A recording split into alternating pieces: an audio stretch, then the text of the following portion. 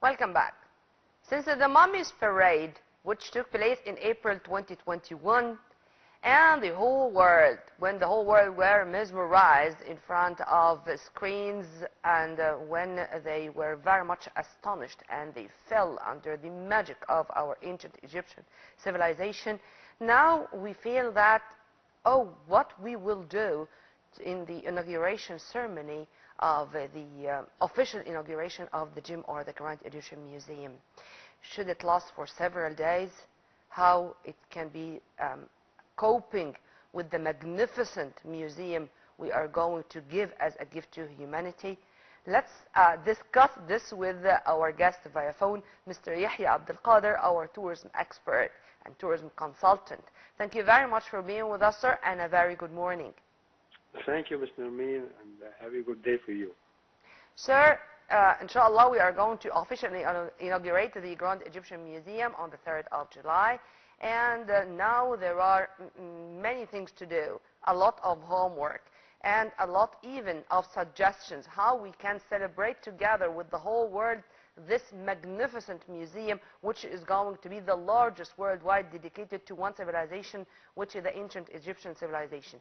In your opinion, do you agree that the inauguration or the celebrations should last for more than a day or even reach a week of celebrations? Well, you're quite right. I mean, like this is, like a momentous event, which is like the icon of the 21st century for heritage and civilization that portrays and showcases the Egyptian civilization.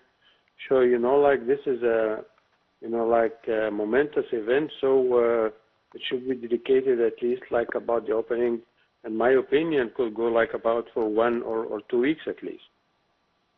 1 or 2 weeks even, not even 1 week.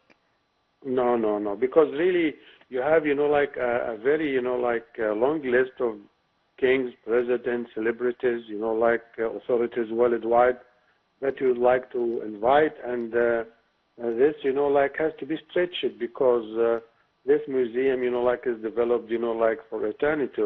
So, it's not going to be like 1 day show and celebration. So you can, like pace it, like down over like about 2 weeks, and then you can have like, like according to seniority and, like presidency, like you plan the committee, like Mr. like yeah. And I think what you're saying, sir, is applicable. I mean, with the renovation of even the area around the gym and with the Sphinx Airport, I think all what the state has done to make it a whole story, I mean, a very successful story on the ground, I think it can help to have the celebrations, as you've kindly mentioned, for weeks, not only 1 week. How do you see this as a wonderful side of the coin? Yeah, well, because, like there's a very large number, as I already mentioned, like prestigious guests who are going to arrive. So we have to pace it out because we need, like celebrations, we need security, we need planning, we need events, we need festivals. So, I mean, like many projects have been developed like that. Like this is not like the Olympics, like this is the beginning of Olympics, but this is a project which you have to schedule, like the arrival, like of the guests and the requirements, and they're going to make tours. This is not a small project, like you need at least from 2 to 3 days to tour the facilities, like, and be entertained and, like, enjoy the special, like, collections we have, like the King Tut.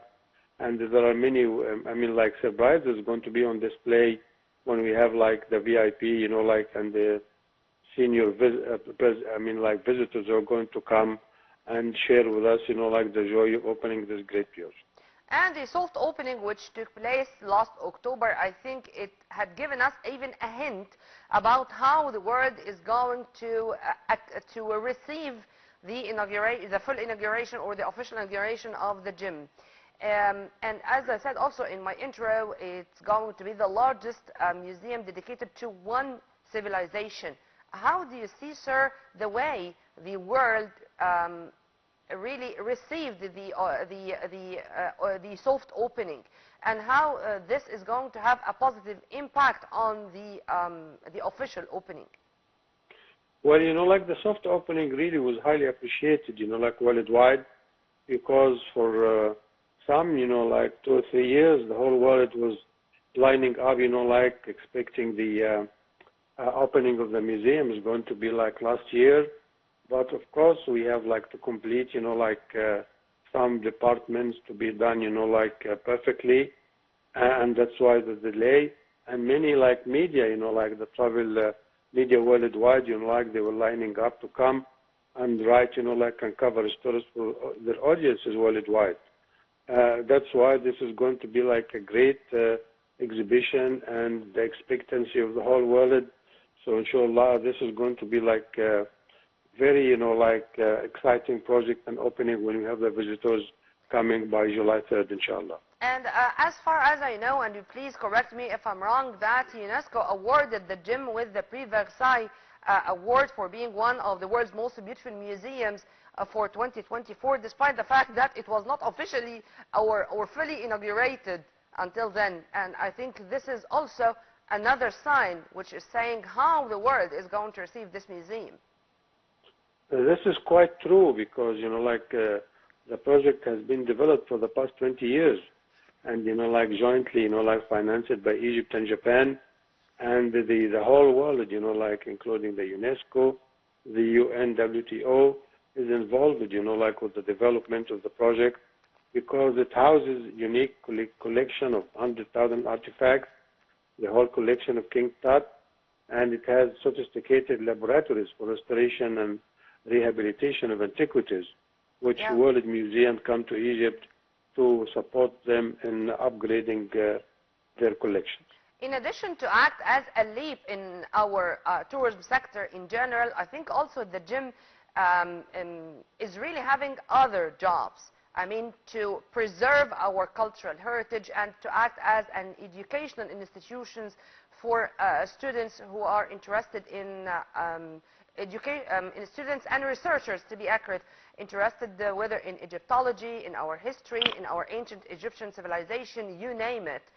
In addition to the labs of restoration, the labs of everything. I mean, how do you see the other roles or the other jobs of the museum?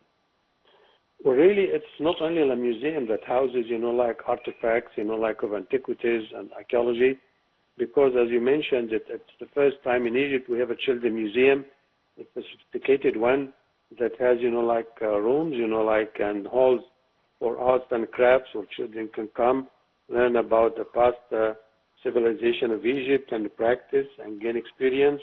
We have auditorium for 3,000 participants. We have convention center. We have a very rare library that houses, rare documents that belong to ancient Egyptian civilization, other civilizations as well. We have accessible facilities for senior visitors, and special needs visitors who come to Egypt. We have VIP facilities. We will be displaying the solar boats for the first time after it has been moving. Also, according to the state-of-the-art exhibition techniques, of course, we are preserving our monuments, but also using the most modern techniques when it comes to museums worldwide. True? That's true. And for the first time, you're going to have a pharaonic botanical garden, like that, shows what kind of flora, like we had in Egypt, 4,000 years ago. So this is really a great attraction which we never had before. Inshallah, we are going to celebrate together this official inauguration, and we are going to receive guests from all over the world to enjoy with us this gift to humanity at large. Well, Mr. Yehya Abdul Qader, our tourism consultant and expert, thank you very much for your input, sir, and have a very good day.